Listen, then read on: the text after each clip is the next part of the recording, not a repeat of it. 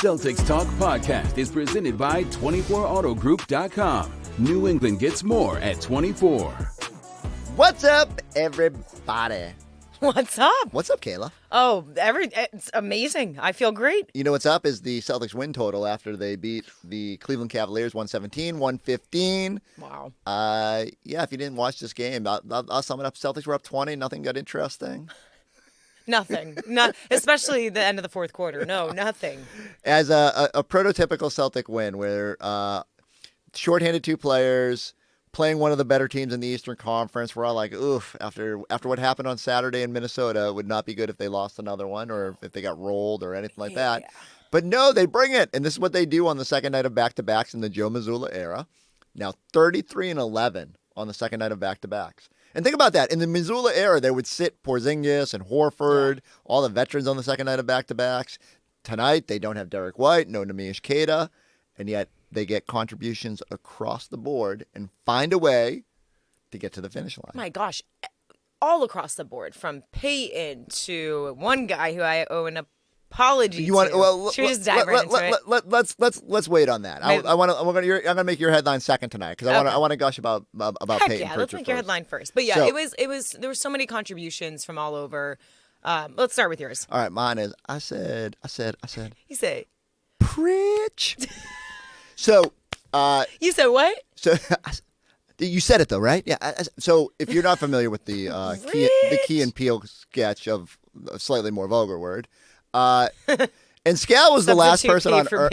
Scal was like the last person on Earth who I thought would have seen this, but he is a big Instagram guy, so maybe he saw it scrolling through or whatever. But Key and Peele have this hilarious sketch where the two men are maybe complaining about their wives a little bit. And they say, no one's allowed to get mad at this. Pritch. It's funny. It's comedy, right? Like we can take liberties. Yeah. But Scal was talking about his step-up guy tonight, and he said, Pritch? And so I lost it because I was like, oh, my God, he's doing the Key and Peele. And, it came out of nowhere, too. Like, when he did it, we were like, did he just do that? Yeah, did he really? I'm like, did he just hear it, but he doesn't know the context? Yeah. But then he used another line from the sketch when he was like, I looked at him right in the eye sockets. And so this night belonged to Pritch. So we're gonna try and I want Drew and Scal in a treehouse or on a rocket ship, and they're gonna be looking around. They're gonna go, I said Pritch. So Payton Pritchard, who had a terrible game on Saturday night in Minnesota, just like. I mean, obviously him and Derek have gone through it at times this season, but this was a different level of rough. And you knew he would be better today. Like, if you've watched Payton long enough, when he has a bad game, the next night out, super motivated. And especially when the Celtics were shorthanded, there was going to be opportunities. Now, the funny part is he picks up 2 fouls early, has to go to the bench, and sometimes that can short-circuit you, right? Like, all of a sudden you're vibing, but, oh, man, I got to wait 7 minutes to get back in the game. But when he did get back on the floor, he was white hot and made everything. So the final line for Pritchard was 15 of 22 shooting, 6 of 11 from the 3-point arc, 6 free throws, 6 of 6. I think all of them might have been in the fourth quarter. Plus 10, finishes 42 points, one short of his career high, a season high. Well, the only other player besides Jaylen to put up a 40-piece wing dinner. How good was Payton Pritchard tonight? He was from start to finish. I think you just pointed out, like, the most important nugget was he had those 3 early fouls. And what does he do? Like, that can totally kill your mojo. That can change up the vibe. You can even play a little more cautiously because you know you have 3 fouls and you know you may get taken out if you rack up a little bit more, 4 or 5. And from start to finish, he was in attack mode mentally from behind the 3 to getting in the paint. Like, he had that JB.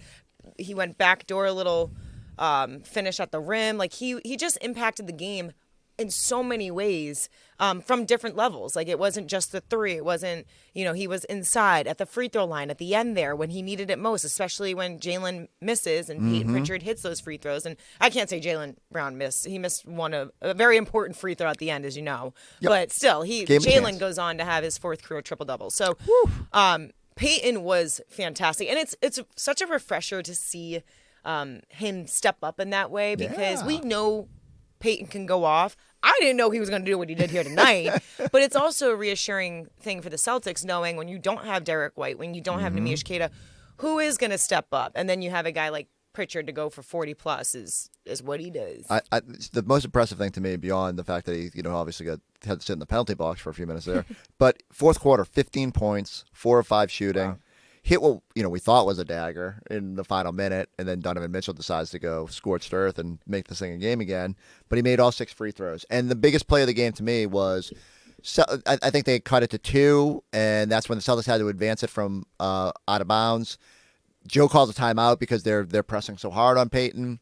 So you only have 3 seconds about to get it over off a sideline inbound, and Pritchard dribbles through 3 guys, gets the pass over to Sam Hauser, gets it back and gets fouled and goes to the line and makes some free throws. But the Celtics have struggled in that situation. The very basics of just get the ball over, just sit there and get the foul draw. It sounds so simple, but when a team like Cleveland with their size and arms and length are coming at you, it can get daunting. So Payton, just a super steady night. Super cool to see him have a good game after what happened the other night. And everyone's hands were all over this, but I just thought Payton going for 42. Like Eddie put it the best when we get a text early in the day from our producer Jim, and he says, what are your keys to the game? And Eddie said help wanted, and I was like, you know what? I don't even know what I can come up with, because that's like the only thing I was thinking about was who is going to help Jaylen Brown, who has been so good. Well, Jaylen Brown did his thing tonight with the triple-double. We'll get into that in a little bit. But it was Payton who just kind of got you home with all that he did out there. I feel like Scal or Eddie may have had a conversation with the whole team or Payton, because they knew too much. For Eddie to have a help wanted sign basically, and then for Scal to say we do our step up reel for the first time. Like, we love showing our little dance mode, like who's gonna step up, and often we are wrong. Whenever we do, like, as a group, like take a guy, we're like, oh yeah, this is gonna be a Kata night or something like that. Right. Obviously not tonight when he's not playing, but and then the guy has like a dud. Scal was immediately, it's going to be Pritchard. He called it. Even Drew was kind of giving him some side eye, like, you think he's over 24, 26, whatever the number was that Scal threw out there. And then he goes out there and goes for 42. But we did mention a lot of different guys had their hand in this. Maybe Scal's most arduous task tonight was the Tommy Award and figuring out who it should be. He finally got it right. Yeah. All right, Scal, huge win for the Celtics. Night 2 of a back-to-back, barely beating the Cavs. Who's getting the Tommy Award? Oh, you guys know when you get a triple-double? I'm just kidding. It's finally going to Jordan Walsh. Yes, everybody just calm down. All of Celtic Nation, just calm down. Jordan Walsh, he earned the Tommy Award today. That's right. He was in the right location. He was guarding, got after it, hitting the floor. I love this play right here. Give me those cookies. I'm going to the cup. Jordan Walsh was excellent. We need more of this from Jordan Walsh, and when he does, I will give him more Tommy Awards. Is that his first one of the That's his first one, and I've been getting killed. Man, that's so bogus, baby. No, he's earned one. I've been getting fried on social media. So for all you guys out there, Jordan Walsh. Didn't give Scal a choice today. Jordan Walsh with the double-double. And I was wondering if someone else got a phone call from a member on our staff, because Kayla. Listen, I don't have this person's number. The floor. I don't have any of their numbers. The floor is yours. I wanna personally, because I don't have anyone's number. Jordan Walsh, I'm gonna key you up right here. There we go.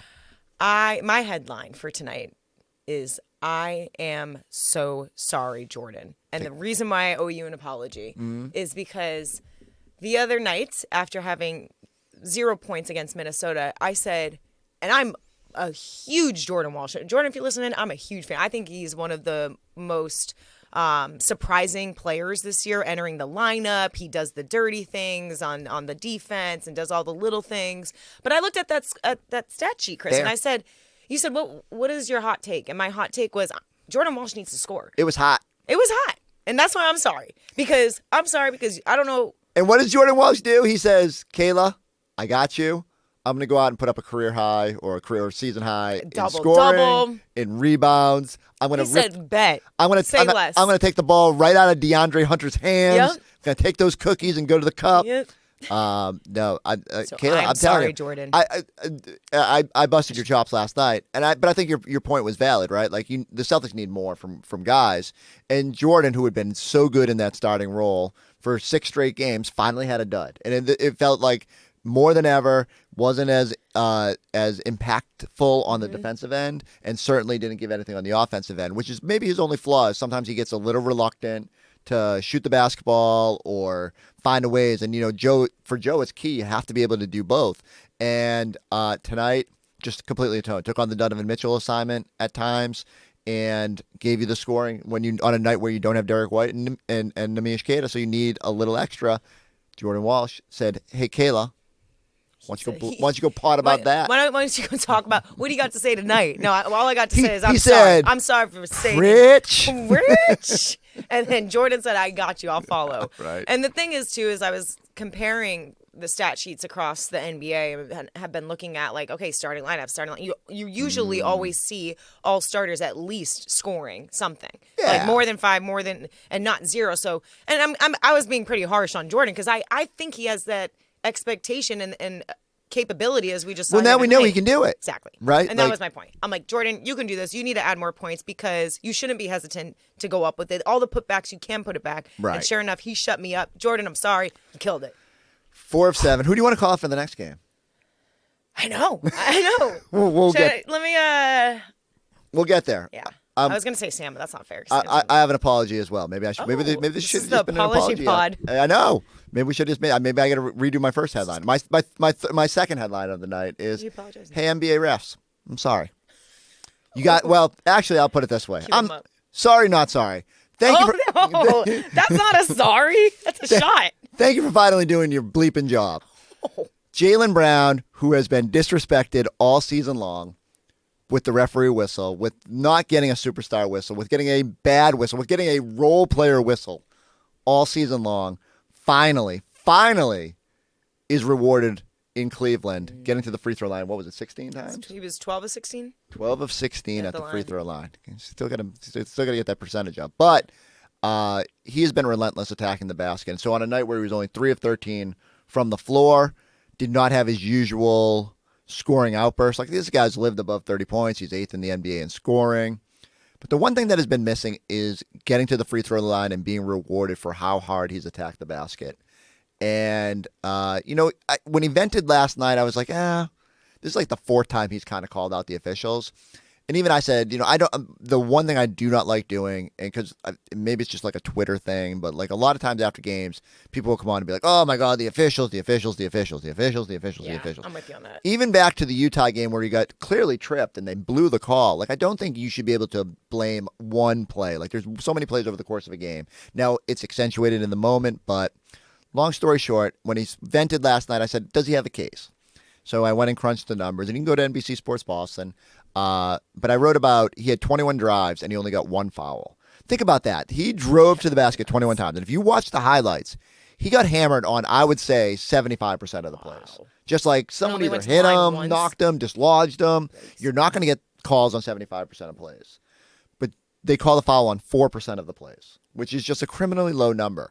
Anthony Edwards drove 15 times last night and got 4 foul calls. 26.5% of the plays. So, wow. When Anthony Edwards drives to the basket, he goes with a purpose, and there is a reason he gets so many whistles. He's one of the leaders among the high volume guys. Jaylen gets 9%, which is like just below Luka. It's just below Cade Cunningham, and it's a little behind Luka. He certainly has been vocal about not liking the fact that he hasn't gotten whistles. Tonight, he finally felt like the referees were like, "Oh yeah, he's a superstar. We should blow the whistle when he goes to the hoop and gets smacked in the head." Which is so annoying to me because, like, why do you have to be a quote-unquote superstar to go to the line? Like, why do you have to hit a certain caliber? I know it's the NBA, so they're going to gift and, some of the guys, like the Tatums of the world. So I just think you get to a point where in this league where you deserve the benefit of the doubt. If you're 50-50 on whether you should blow the whistle, like if you see a guy get dislodged or hit or like slapped on the arm, there are times when the player gets the call. And it would be naive of me to think that Shai Gilgeous-Alexander doesn't get a good whistle because he has now emerged as an MVP. And even Jokic doesn't always get a great whistle. But when you are attacking the basket the way that a guy like Shai, Harden, like Cade Cunningham even, like the way they attack with physicality and with purpose, you should be rewarded. And Jaylen he's done that all season long, and he just has not been rewarded until tonight. So, Let's give these people some shine. Courtney Kirkland, Carl Lane, and Brandon Schwab. Say the name. Say the name. 61, 77, 86. If I see that as the numbers on the official rundowns from now on, you're the guys and gals. No, that's. I just wonder if Jaylen, because of how good he will be, and has been, will he eventually now get a better whistle moving forward? I feel like, unfortunately, Chris, shout out to you to call this out. I don't know if he will. I don't know if he will. It's going to be, maybe some other officials will see, like, okay, we'll look at these games and we'll look at this game specifically and was like, oh, wait, he was deserving to go to the line 16 times. But is that going to be sustainable? I don't know. Does he have to have a full year and have more accolades, like certain titles attached to his name, even though he was the finals MVP and like MVP, 2-time MVP basically? You would think that would be enough, especially because he's eighth in scoring, you said? He's had 28 point. I think it was 28.8 points. Yeah, right. 10, 30 plus. He's just had so many 30-plus point games at this point in the season, carrying this team. So, and he drives, and he should get those whistles. It's funny too because I think back to even just this game, Jordan. Like I look at the comparisons of some of these new guys, like Jordan Walsh, and now he's in the lineup, and he had the offensive rebound and putback, and he started running back. And he's like, "Oh, I got a foul." Like those guys are more questioning, like, "Oh, I'm not going to get to the line because I'm barely just in the starting lineup right now." But Jaylen's starting to say, like, put some respect on my name. If I'm going to the line, I get hacked. I better go to the line. The one other thing I'll just point out: 11 assists tonight. I believe the basic counting stats will say 28 assist points generated. So even on a night where he didn't get to 30 points like he normally does, he nearly generated 30 points off assists. Jaylen Brown was awesome, continues to be awesome, and he finally got some help. Having a vehicle you can rely on, that's important. That's why you can rely on 24 Auto Group. They will treat you like family, and that's because they are family owned and operated. They're honest, easy to work with, and they just get it. Whether you're looking for something sporty, something luxurious, or just a solid everyday ride, 24 Auto Group always comes through. With 9 brands and 11 locations across New England, there's something for everyone. And here's the best part. They've got the knack to save you more on a new or pre-owned vehicle, and the knack to pay you more for your trade, up to $2,400 over book value. You can even drive home with just $24 down. So if you want the best deal without the runaround, go see my guys at 24 Auto Group, because you always get more at 24. Online at 24autogroup.com. I want to get to a couple more guys. Is there anyone else you want to apologize to? I got one more. For me? No, for me. I have to think. I want to apologize to Hugo Gonzalez for having to wait this long into the podcast to bring up how good you were. Okay, good one. Yep, yeah, right. Yep. We need like an Hugo segment for you. I needed Hugo tonight. Yeah. Regardless of how this game played out, if Joe Mazzulla had not gotten Hugo on the floor, I think I probably would have needed to apologize for my rage on the pod. Now he only played 7 minutes, but the 2 little pockets of time that he played, and it's funny because he was a negative 4 or something like that. Let me see, where is it? Negative 9. As Eddie says, pish posh with the plus minus. Yeah, but I will say he was out there when the Cavs made a little bit of a run there in the second half. So not by the counting stats, not a great impactful night for Hugo Gonzalez, but he had one little sequence there where he got a steal, and then on the other side he got a 3. And I know it doesn't seem like much, but again, when the Celtics are sort of wavering there in the second half, and you just need something to like steady you a little bit. Yeah. I wish I wrote down what time was on the clock. Was it the? But he forced the timeout. It was 97-90, I think, when he made the 3. And I mean, when you think about like how close it got, that pushed it back to 7 at that point. Yeah. They got closer and all the way to 2. But I just love Hugo's energy, and he's out there, he's just trying, and it makes me happy when he's out there. I think Hugo's becoming your next. The next Rob. We'll see what the trajectory is like. I don't know. He's creeping up there. I know.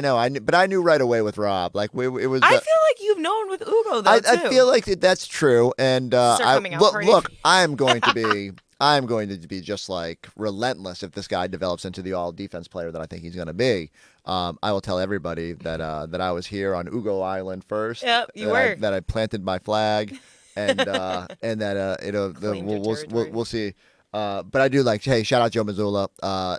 Yet again, felt like he pressed all the right buttons tonight, including putting Xavier Tillman into the starting lineup. Yeah, I'm happy. X has this infectious demeanor about him. And, like, he always jokes he wore the, what was it? The Dad Gang. Dad Gang hat, which I love, by the way. But he's, 26 years old. He even laughs that everyone thinks, like, he's 40 years old or whatever. Because he is an old soul. Every time I say it, I'm like, am I being mean? He owns it. I think he loves it. Yeah, like, he just looks a little older. He's got, like, and he four acts, kids, you know, right? He just, like, I don't know, maybe since Al Horford's gone, and Yeah. now someone needs We need to that dad energy. Yeah, someone needs to take Dad over as the strength. father figure of the team, and, like, that's X. And the guy who doesn't have all the minutes in the world is often DNPs time to time, and then here he is getting a start, and then diving after loose balls, getting those 3 steals Tommy here on the night. Like, that's someone who's selfless, who doesn't care that they drop 15 a game, even 10 a game, whatever, and he had 9 tonight, but he's still able to just go after the ball and make the plays. And I was impressed by X in his start.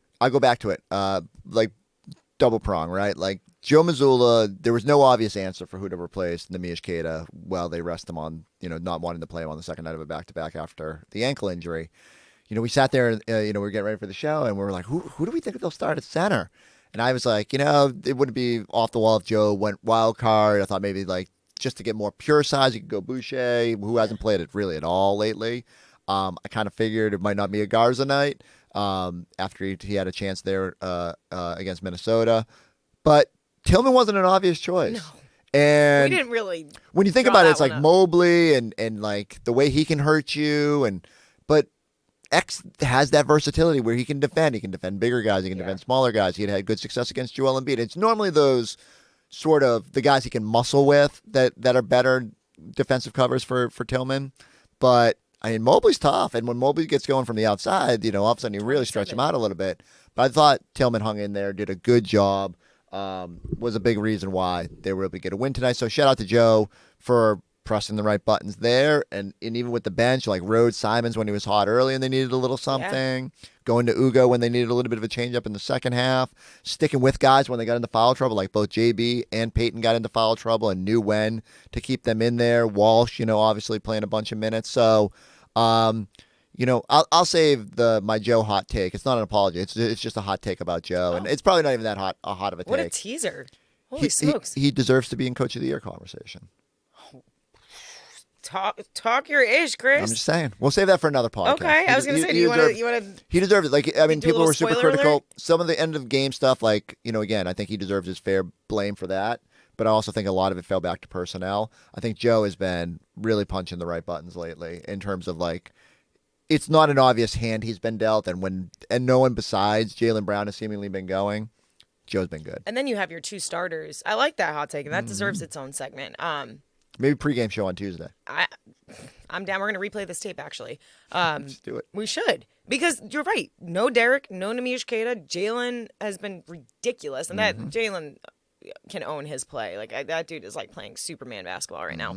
No Jason Tatum. And just trying to plug and play new guys to this team. So I'm with you. And you can see the kind of evolution of Joe learning about who to play, when to play them, who to take out when it wasn't the right fit, and owning maybe not his mistakes, but like playing Garza early and then having him get that start and then taking him out when it just wasn't the right fit, whatever night it was ago. And then you're right, have Payton kind of sit the bench after 3 early fouls and then put him back in at the right time, and then he explodes for 42. So I could support that case. Right. And already having won. I have 2 nonsense questions for you. Hit me. Are you going to stay up for the Patriots game tomorrow? I'm going to go to the Patriots game tomorrow. Oh, that's right. I normally would I even stay up. I love don't get me wrong. Patriots energy is great. Hello. It's going to be cold and it's late, and then when I'm at the game, I'm going to sound like a spoiled brat. You're going to be. But sometimes I'm like, why am I not on the couch, like, just with the Snuggie and all that? Are you going to be outside, or are you going to go into the EMC or whatever that is? I will be outside, and then there's like this inside area. Yeah, right, where you can escape to if you have to. It's okay. I sound like such a brat. I don't even No one. But yes, we will be at the Patriots game. Okay, good for you. So Good for you. I will probably be asleep on my couch. Yeah, that sounds. Honestly, that sounds really lovely. That sounds so. Because also, when the game is over, you don't get home till 1 a.m. There's traffic leading out. So. And I live in the middle of nowhere, so it's like super late. Although I'll someday I'll tell you I will regale you with the story of buying tickets to every one of Tom Brady's first season. Really? Yeah, scalped tickets to every single game. No way. Including the Snow Bowl in the playoffs and the best seats I've ever had in my life. You know what I'm learning about you? You're a ride or die from the start. Like, you manifest it with Ugo, with Tom Brady. I will not say I had any idea that Tom Brady would be great. I know, but you didn't know about Ugo, and who knows? Well, what's funny is, so the first 2 games that year, so I think Brady got hurt in the second game against the Jets. Yeah. We did not go to either of those 2 games. The first game I remember going to, and I think there was someone in between, so maybe I'm going to get this wrong, but maybe it was the 4th game, and it was against the Chargers, and he let it come back, and I was like, oh, maybe this could be something. Then the next thing you know, we're sitting there in the Snow Bowl against the Raiders, and we're like, wow, this is pretty amazing. Toyed with the idea of getting Super Bowl tickets, but did not. You know what? That was outside the bracket of pay I was making as a college student. Oh my gosh! Yeah. I salute you. Thank you. You're a buy-in guy. I mean. Yeah, but if there was the old Foxborough Stadium back then did not have an EMC club, but if it that's did, why I respect you for being. I would have been in there. That's why I respect because those you. metal benches were cold. But you know what? Even when it is inside, and I'll go at halftime, go inside and get the food and all the luxury whatever stuff. I love sitting outside because you just you need to be. I don't care how cold it is, and I hate the cold. I wish I liked the cold. For all the people who like the cold, Do you want my heated vest that I wear around the office? Please. I think my dad had like this, like one that has a remote, but I'm a little nervous about. No, of course, Steve Burton is showing me up. I have what I think is a pretty. Don't wear a remote. I thought I was fancy having it. I have to push the button. It's not to warm it up. Steve Burton's got like people who can click them from across the room. I feel like it's a shock vest. Like, and also so many things can go wrong with like a remote warmer. Like, I don't know. What if you get electrocuted? There's so many wrong. Electrocuted. Either I don't way. trust that. So yes. And to bring this conversation full circle, as I mentioned, the Snow Bowl. Have you seen the weather forecast for Tuesday? Dude, I'm so angry. Like. All I want to do is enjoy the Celtics win and like get ready for Tuesday night and another fun game against the Knicks. I thought when the first projection came out, I was like, oh, it's early in the year. I'm not even going to bring our guy Pete over at NBC 10 into this. I'm just going to say like meteorologist because I'll have to offer an apology. But like meteorologists in general, I always wonder. I'm like, maybe they're just trying to like get its first storm of the season. They're throwing some crazy numbers out there. What? I almost cursed. I had to break out my damn snowblower today because I'm like worried. How many inches are feet? Right now, my neck of the woods says 6 to 9, and then and every time I look, the 6 to 9 gets closer to out here, which would mean more snow for my neck of the woods. That's not well. We are not well. I thought they were joking. No, I'm not. I didn't know. Pete told a very funny joke today. I hope it's one of those broadcasts that like, kind of scares us, and then it's only like 3 to 4. 6 to 9 is crazy. Kayla, I golfed on Saturday. Yeah, it was a beautiful day. Saturday was awesome. Saturday was beautiful, and I thought of you. Friday was frigid. I saw every man and their father out on the golf course on that day, and I was like, Chris definitely hit the course. I'll show you a video before we leave. It's hilarious. My buddy's putting, and there's just snowflakes and wind and like craziness. Like, you're nuts. But then Saturday was beautiful. Which is funny because you're gonna like.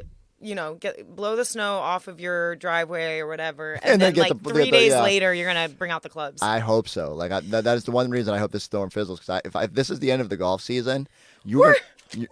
It's November 30th, the end of the golf season. It's December tomorrow, and you're gonna see. I will be so cranky. Like you think, like I'm usually happy-go-lucky. When's a date that's like, you're satisfied? I'll just give you this context. I had golfed in every month for, I think, a 3-year span in New England. You're on a 3-year streak? Until last February. We played January 20th, and then we got a couple snowstorms. And it felt like every time it snowed, it would start to melt, and then it would snow again. And we just never... So February was the first time. I played it on the road. When I was in South Carolina, I played. But I had not played up here. And it was the first time in 3 years that I had not played it in like every calendar month. Wow. That's impressive that you have. You got to get your rounds in. You are nuts. Shout out Tri-State. Everyone come join as a member in all my courses, Raceway and Harrisville. For all the crazy. And make sure you tell them that I sent you so that I get credit for that. Wow. All right. The Celtics won. I want to be happy about that. I don't want to talk about the snow. I don't want to talk about the end of the golf season. Yeah. I don't want to talk about how it's December. No. Let's just get ready for Tuesday night. So I need everybody to go go subscribe. Hey, Go check us out on the YouTube page. 42. But you said it right. You said Pritch? Oh, yeah. Okay, yeah. Pritch! Well, I'm going to go watch Key and Peele sketches. Yeah, We'll catch you please. next time on the Celtics Talk Podcast.